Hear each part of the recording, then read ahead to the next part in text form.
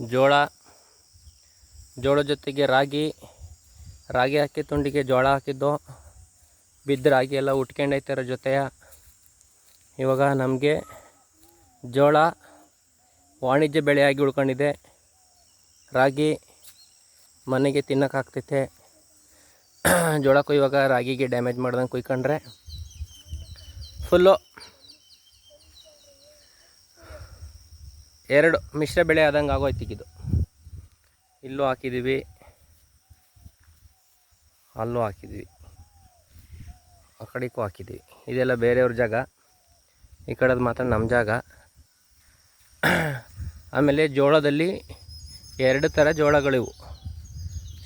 ಇಲ್ಲಿ ಗಂಟ ಹಾಕಿ ಮುಗಿದೋಗಿತ್ತು ಜೋಳ ಬೆಳೆ. ಒಂದು ಟೈಪ್ ಆಫ್ ಇದು ಬೀಜ. ಇದು ಬೇರೆ, ಇದು ಫುಲ್ಲು ಬ್ಲ್ಯಾಕ್ ಇದೆ.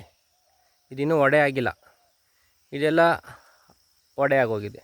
4-5 ದಿನ ಡಿಫ್ರೆನ್ಸಲ್ಲಿ ಹಾಕಿರೋದು ಇದು. ಒಟ್ಟಿನಲ್ಲಿ ಇದು ಸಖತ್ ಮೋಪಾಗಿದೆ.